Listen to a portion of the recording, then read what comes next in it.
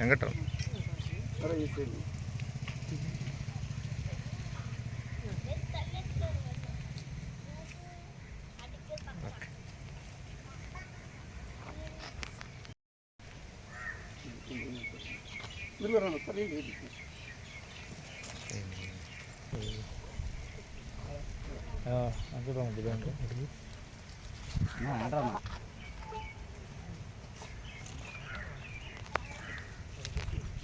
అవసరం సిగ్గు చేయండి అన్న.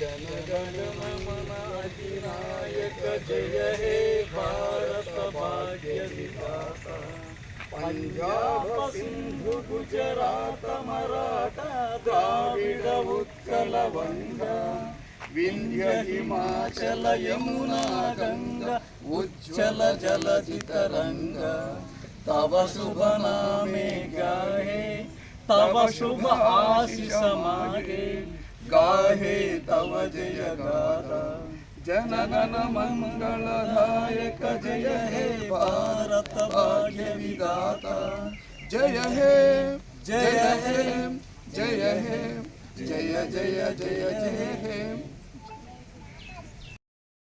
అందరికీ నమస్కారం।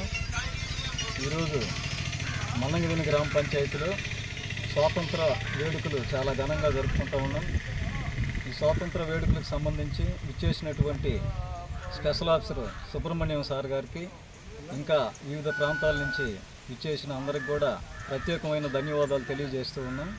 ఈరోజు భారతదేశం అంతా కూడా గర్వపడే రోజు ఇది। భారతదేశంలో మనది భారతదేశానికి రెండు పేర్లు ఉన్నాయి। ఒకటి భారతదేశం, రెండోది హిందూ దేశం। భారతదేశం అంటే భరతుడనే రాజు పరిపాలించాడు కాబట్టి భారతదేశం। అలాగే హిందూ దేశం, మన దేశంలో ఎక్కువగా హిందువులు ఉన్నారు కాబట్టి హిందూ దేశం। ఇలాంటి భారతదేశాన్ని ఆంగ్లేయులు అనేటువంటి వారు మన దేశానికి వర్తక వ్యాపారాల కోసం వచ్చినటువంటి ఆంగ్లేయులు మన దేశాన్ని కొన్ని సంవత్సరాలుగా పరిపాలన చేశారు। మనల్ని బానిసల్లాగా ఎంచుకొని భారతదేశంలోనే సంపదనంతా కూడా కొల్లగొట్టి భారతదేశాన్ని దోసుకొని నిర్వినియోగం చేసి భారతదేశంలో స్థిరపడి మన మీద పరిపాలన కొనసాగించినటువంటి చరిత్ర। ఇటువంటి చరిత్రలో ఎంతోమంది త్యాగమూర్తుల ఫలంగా ఆ రోజు వారితో యుద్ధాలు చేసి బాలగంగాధర్ తిలక్ అయితేనేమి, గోపాలకృష్ణ గోఖలే అయితేనేమి, సుభాష్ చంద్రబోస్ అయితేనేమి, అలాగే అల్లూరి సీతారామరాజు అయితేనేమి, వీళ్ళంతా కూడా ఆ రోజు పోరాటాలు చేసి భారతదేశానికి ఆగస్టు 15, 1947 అర్ధరాత్రి స్వాతంత్రం రావడం జరిగింది। ఇలాంటి స్వాతంత్రం వచ్చిన తర్వాత ఈ భారతదేశంలో మన జాతీయ జెండా త్రివర్ణ జెండా, 3 రంగుల జెండా, ఇటువంటి జెండాని పింగళ వెంకయ్య గారు రూపొందించడం జరిగింది। అలాగే 3 రంగుల జెండా అంటే పైన ఉన్నటువంటి కాషాయపు రంగు త్యాగానికి గుర్తుగా జెండాలో పొందుపరచడం జరిగింది। రక్తం చిందించి స్వాతంత్రం సంపాదించారు కాబట్టి కాషాయపు రంగును జాతీయ జెండాలో చేర్చడం జరిగింది। అలాగే మధ్యలో ఉన్నటువంటి తెలుపు రంగు శాంతికి చిహ్నంగా తెలుపు రంగును చేర్చడం జరిగింది। అలాగే చివరలో ఉన్నటువంటి ఆకుపచ్చ రంగు పాడి పంటలకు, పశుపోషణకు, వీటన్నిటికి కూడా గుర్తుగా చేర్చడం జరిగింది। ఇలాంటి జాతీయ జెండా మనం ప్రతి ఆగస్టు 15 రోజున జాతీయ జెండాను ఎగరవేసి భారతీయులు గర్వపడే విధంగా మనం జాతీయ జెండాను ఎగరవేస్తూ ఉన్నాం। మధ్యలో ఉన్నటువంటి అశోకుని యొక్క ధర్మచక్రం ఆయన యొక్క ధర్మ పరిపాలనకు నిదర్శనంగా అశోకుని యొక్క ధర్మచక్రం చేర్చడం జరిగింది। ఆ రోజు అశోకుడు కళింగ యుద్ధంలో యుద్ధం జరిగినప్పుడు ఎంతోమంది క్షతగాత్రులు, కుంటివారు, గుడ్డివారై ఎంతోమంది క్షతగాత్రులు అయ్యారు కాబట్టి ఆ యుద్ధం చూసినటువంటి అశోకుడు తాను యుద్ధం చేయకూడదని బౌద్ధ మతాన్ని పుచ్చుకొని ధర్మ పరిపాలనను అందించినటువంటి వ్యక్తి అశోక్ చక్రవర్తి. ఆయన పరిపాలనకి గుర్తుగా అశోకుని యొక్క ధర్మచక్రం దీంట్లో జరిగింది. అలాగే దీంట్లో 18 ఆకులు ఉంటాయి, 24 ఆకులు ఉంటాయి. కుడి వైపున వృషభము, ఎడమ వైపున గుర్రము ఉంటాయి. ఈ యొక్క సంస్కృతిలో భాగంగా సంస్కృతిని చక్కబెట్టడానికి ఎంతోమంది కవులు ఎన్నో రచనలు రాశారు, ఎన్నో గేయాలు పద్యాలు రాశారు. రవీంద్రనాథ్ ఠాగూర్ జాతీయ గీతం రవీంద్రనాథ్ ఠాగూర్, సారే జహాషహత్య మహమ్మద్ ఇక్బాల్, వందే మాత్రం బంకించంద్ర చటర్జీ, మా తెలుగు తల్లికి శంకరంబాడి సుందరాచారి, వీరంతా కూడా ఎన్నో పద్యాలు రాసి మన సంస్కృతిని చక్కబెట్టడానికి శ్రమించి కృషి చేశారు. కాబట్టి ఈరోజు భారతదేశంలో మనం అంతా కూడా సురక్షంగా సుభిక్షంగా జీవిస్తూ ఉన్నాం. సంస్కృతి చక్కబెట్టడానికి వీరెంతో కృషి చేసి వారి యొక్క సేవలను అందించారు. కాబట్టి మనం అంతా కూడా ఈ పండుగ వాతావరణాన్ని జరుపుకుంటూ ఉన్నామని ఈ యొక్క మనగదిన గ్రామ పంచాయతీలో అందరికి విచ్చేసినటువంటి అందరికి కూడా ప్రత్యేకమైన ధన్యవాదాలు తెలియజేసుకుంటూ సెలవు తీసుకుంటా ఉన్నాను. మనకు వాడవాడల ఢిల్లీ నుంచి గల్లీ వరకు ఎక్కడ చూసినా పతాకావిష్కరణ జరుగుతూ ఉంటుంది. ఎందుకంటే 79 సంవత్సరాల క్రితం బ్రిటిష్ సుంకరాల నుంచి స్వాతంత్ర్యం పొంది స్వేచ్ఛావాయువులు పీల్చుకున్నటువంటి భారతావని జాతీయ పండుగగా ప్రతి సంవత్సరము 1947 ఆగస్టు 15 నుంచి మనం జరుపుకుంటూ ఉంటాం.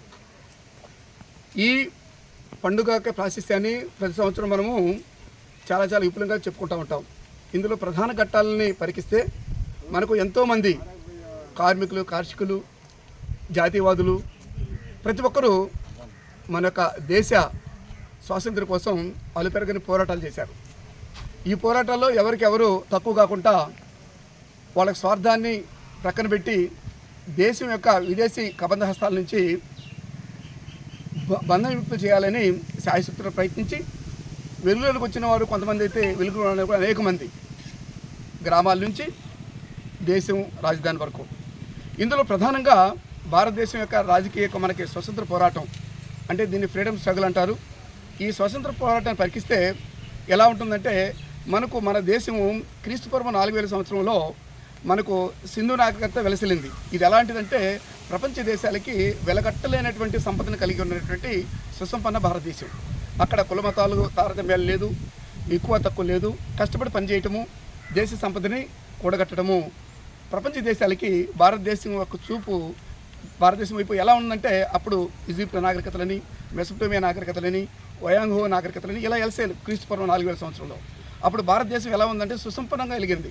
తర్వాత అనేక ఒడిదుడుకులతో వేద నాగరికత, తర్వాత దాని తారతమ్యాలతో ఉందని చెప్పి తర్వాత బౌద్ధ జైన మతాలు అనేక విధంగా మొట్టమొదటిగా మౌర్య సామ్రాజ్యం భారతదేశం పరిపాలించడం, తర్వాత గుప్త సామ్రాజ్యం రావటం. అదేవిధంగా మనం ఈ కోవలో మీకు రకరకాలు చేస్తుంటారు. చోళులు, విజయనగర సామ్రాజ్యం, శ్రీకృష్ణ పరిపాలన, తర్వాత భారతదేశం ఈ సంపదలు కొట్టి గజనీగోరి యుద్ధాలు, తర్వాత మొఘల్ శాఖ పరిపాలన. ఇదంతా అయిపోయిన తర్వాత భారతీయుల ఒక వీళ్ళని మామూలుగా బ్రిటిషర్లు వాళ్ళని ఏం భిక్ష పెట్టుకున్నారు, అనేక అరిపులు మన దగ్గరికి వచ్చారు. వచ్చి మొఘల్స్ ఉన్నప్పుడు జహాంగీర్ దగ్గర చిన్న సంస్థానం కావాలని చెప్పి 1611 ఆ ప్రాంతంలో మేము వ్యాపారం చేసుకొస్తున్న భద్రకుండా వాళ్ళ చుట్టూ తిరిగి ఒక చిన్న వ్యాపారం అన్నట్టుగానే రకరకాల మచిలీపట్నంలోనే ఎంటర్ అయ్యారు. రావటం అంటే మన ఆంధ్రప్రదేశ్లోనే ఎంటర్ అయ్యారు. తర్వాత సూరత్లో స్థాపించారు. తర్వాత మచిలీపట్నము, గోవా ఈ చుట్టుపక్కలందరూ కూడా ఆక్రమించుకుంటూ 1757లో ఒక యుద్ధాన్ని ప్రకటించారు. దాన్ని ప్లాసీ యుద్ధం. ఆ యుద్ధంతో వాళ్ళు విజయం చేకూర్చారు. తర్వాత అనైక్యతలో మళ్ళీ 1764లో బక్సర్ యుద్ధం ఒకటి జరిగింది. ఆ యుద్ధంలో మనం పూర్తిగా వాళ్ళకి సరెండర్ అయిపోయినాం. మన యొక్క రెవెన్యూ అంతా కూడా చేతికి వెళ్ళిపోయింది. వెళ్ళిపోయినప్పుడు ఏం చేశారు, ఎలా రెవెన్యూ పొందాలి అంటే ట్యాక్స్ రూపంలో పొందాలా, రెంట్ రూపంలో పొందాలా ఆలోచించారు. ట్యాక్స్ అంటే ఏంటి, వాళ్ళ వస్తువులు ఇప్పుడు ఉదాహరణ నువ్వు ట్యాక్స్ ఒకటి ఏంటి, అది నువ్వు ఉపయోగించుకుని నీ వస్తువు కాబట్టి ప్రభుత్వం ట్యాక్స్ కట్టి అంటారు. అటు చెప్పుకుంటే వాళ్ళు ఏమన్నారని తెలుసా, రెంట్ కట్టండి అన్నారు. ఏమని అర్థము, మీరు ఉపయోగించుకునే కూడా మీ కాదు వస్తువులు కానీ ఏదన్నా కూడాను మీరు రెంట్ కట్టండి, అవి మాయి అనే దగ్గరికి వచ్చేసారు. వ్యాపార నిమిత్తం ప్రతిలాడుకునే దానికోసం వచ్చి తర్వాత ఏం చేసేసారు, మనది మనం ఉపయోగించుకుంటున్నా కూడా ఏం చేసేసాము, మీరు మాకు రెంట్ కట్టండి అనేసారు. అంటే ఇలాంటి బాధలు తరించలేక అనేక మంది వాళ్ళతో పోరాడి గిరిల్ల యుద్ధాలు చేసి రకరకాల దాంతో అనేక విధంగా ప్రాణాలు కూడా పనంగా పెట్టినటువంటి ఎంతో త్యాగధనులకి స్మరించుకుంటూ ఈరోజు మనము ఈ యొక్క 50వ స్వాతంత్ర దినోత్సవం జరుపుకున్నాం. ఈ యొక్క స్వాతంత్ర దినోత్సవాన్ని ఇచ్చేసినటువంటి మన్నగదిన గ్రామ పంచాయతీ అందరూ కూడాను మరొకసారి ధన్యవాదాలు తెలుపుకుంటూ ముగిస్తున్నాను.